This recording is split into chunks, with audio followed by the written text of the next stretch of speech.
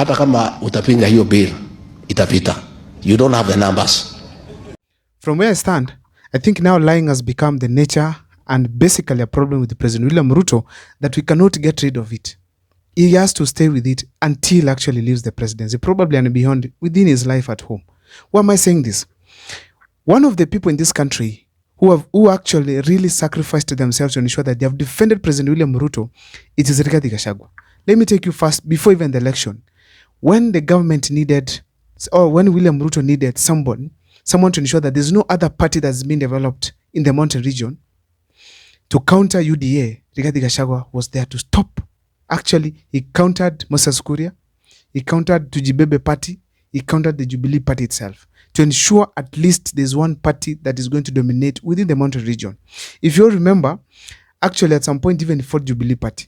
Apart from that, there were allegations from Moses Kuria that they even suggested to him that let us have our own party and join with it with William Ruto in UDA. But Rigathi Gachagua refused. That was a clear indication that he was committed to work and be loyal to President William Ruto. That's number one. Number two, when there was an introduction of the Finance Bill 2023, which actually gave birth to most of the projects that William Ruto right now is talking about, the affordable housing, UHC, and the rest, Rigathi Gachagua was the first person to come out to defend it. When Kenyans, including members of parliament, some of them were saying no to it, Rigathi Gachagua came out and even threatened some members of parliament from the mountain region to ensure that they have supported the Finance Bill 2023. Mimi niseme ya kwamba wajumbe wote katika Kenya Kwanza wako nyuma ya rais kwa mambo ya Finance Bill.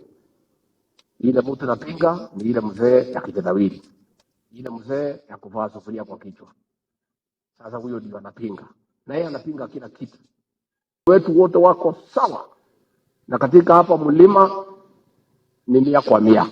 Ni mmoja tu napiga kelele. He even went ahead to say that it is going to be passed without even touching a comma. This was against the Kenyans' wishes, but in support of William Ruto's wishes. And even just that alone, it was enough for William Ruto to appreciate and recognize the efforts that Rigathi Gachagua made to support his project. But on this video here, William Ruto was the first person came out to say categorically that Rigathi Gachagua did not support his project in any way. Now, he said that not even any press conference, not in any media station, that Rigathi Gachagua went to support some of the projects that William Ruto and his government had started. But now, on this video here, I want to show you guys that William Ruto was categorically lying that Rigathi Gachagua did not support him. And I'm going to take you through on one video at a time.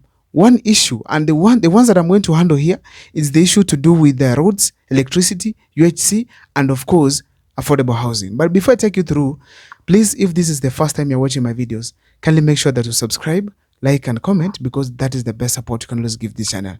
Let me take this opportunity to thank all of you for subscribing to my YouTube channel. I started from just 1 subscriber to now 5,000. We are heading to 10,000, and I'm sure most of you are going to support me. I really want to thank you so much for being part of this journey. Please make sure that you always follow the videos that we do here. For those who wish to support my channel, I'm going to start putting my number here so that it can be easy for you guys to contact me. Now, let me dive into the topic today. What are some of these things that William Ruto lied against Rigathi Gachagua? Number one is the issue of roads. William Ruto came out and said that Rigathi Gachagua has never been to many media station to speak anything to do with the government projects as far as roads are concerned. Be it Mau, be it any road across the country. Mulimuona Rigathi ameenda kuongea barabara siku moja. According to me, I feel that William Ruto was being unfair. Why? Because Rigathi Gachagua categorically came out and supported issues and actually talked about the issues to do with the roads. The 57 kilometers that are ongoing for Mau Road, we are going to complete all of them. Apart from failing to recognize that Rigathi Gachagua supported or talked about the roads, William Ruto also accused him of not talking about anything to do with the electricity. And we are all watching news. Mulimuona Rigathi ameenda kuongea sitima siku moja. Do is electricity. Tumekubaliana na governor, hiyo tutafanya. Governor atoe pesa kiasi fulani, LEREC through national government through LEREC itoe kiasi fulani, tuunganishie nyinyi stima, hiyo tutafanya. You know, I was surprised that William Ruto probably is taking this issue like is the only one who has been watching the TVs, the news, or is the only one in Kenya. Others, we've just landed. No one has been here. We have just come to Kenya. We've never accessed TV, and that we are all being told new things about Rigathi Gachagua. He was among the people who were speaking about these things to do with electricity. And it is very clear, and as we all know, the internet do not lie. The internet do not lie. You know, the issue to do with electricity, it was actually in Finance Bill 2024, where they were supposed to add about 50 million to each constituency to increase the connectivity across the counties, across the constituencies. We had an issue with this because we all know that the greatest beneficiary of connectivity across the country, it is President William Ruto, because he supplies poles across the country. It's alleged he supplies poles, the concrete poles for KPLC, for the entire connectivity within the country as far as KPLC is concerned. So therefore, when Rigathi Gachagua came out to speak about it, we were all against even Rigathi Gachagua himself, in the fact that these things were all meant, all channeled towards corruption. But Rigathi Gachagua, despite of all that, he spoke about them. Now, William also went ahead to accuse Rigathi Gachagua for not talking about UHC. Now, UHC is universal healthcare. As we speak today, it's one of the most controversial things we have in the country because SHA is completely not working most of the places. If it works, it's just for a few people. And Kenyans are complaining right, left, and center. And it doesn't seem that from the government, there are efforts to ensure that they are resolved some of these issues that are affecting Kenyans, that they can't get treatment. Yesterday, I was simply receiving a call from one of my friends who was supposed to go for some examination, but upon being referred to one of the hospitals within Nakuru County, SHA could not take care of that. That means very well that it is still ineffective on the grassroots.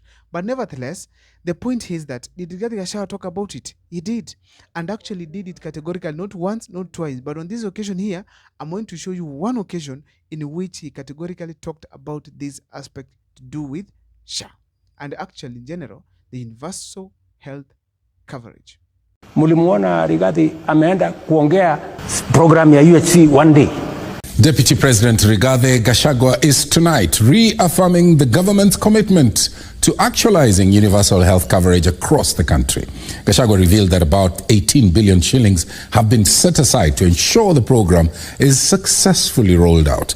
The Deputy President spoke at the onset of the Universal Health Coverage Conference in Kericho County. The conference is one of the side activities in the build-up to this year's Mashujaa Day celebrations to be held in that county of Kericho. The universal health coverage.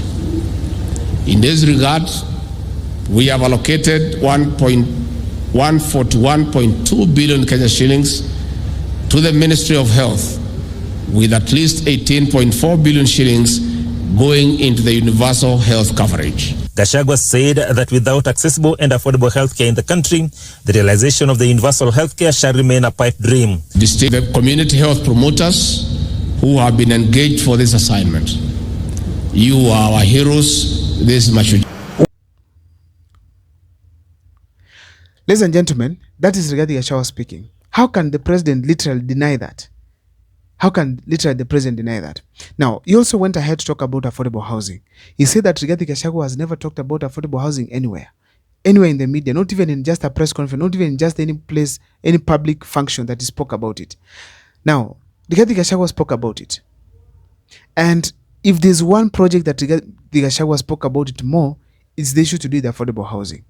Despite that, after he had left government, he came and said that he did not support it, the fact remains that people know very well that he spoke about it not once, not twice, but several times. In fact, even more than any of these other projects, because affordable housing was one of the key projects that William Ruto was launching across the country. For 2 years, he never stepped in any station kusema program ya wacha hata station, hata in public kuongea mambo ya serikali. Na this program of affordable housing itatusaidia sana kwa mambo ya drug and substance abuse, so that our young people are busy and they have gainful employment. Na kwa hivyo hii program tutaendelea naye. Your Excellency, matters affordable housing are exciting to all of us. One, because of the aim and the objective of restoring the dignity of our people, but most importantly, for creating job opportunities. So when I check through this, he talked about it. That shows very well William Ruto was simply doing one simple thing, spreading propaganda, lying to tarnish Rigathi Gachagwa's name. I'm going to do an extensive video to determine whether his press conference or maybe the interview that he held at Sagana was successful in terms of diminishing Rigathi Gachagwa's or maybe tarnishing Rigathi Gachagwa's name within the mountain region. Before I do so, please make sure that you keep following the videos that we do here. Kindly subscribe and also keep following, because I'm going to do a number of videos as far as William Ruto's steps in the mountain region visit is concerned. Thank you so much for watching. Please make sure that you subscribe, like and comment. And actually I want to thank you so much for the great support you've given me once again to reach the 5,000 subscribers. See you next time for more videos.